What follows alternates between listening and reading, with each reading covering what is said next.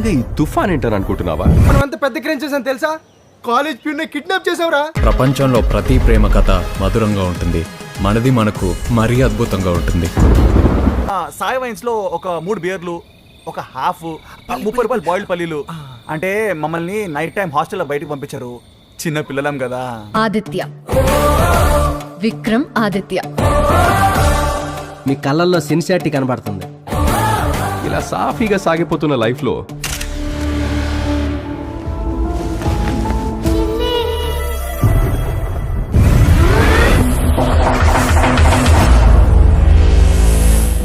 తుఫాన్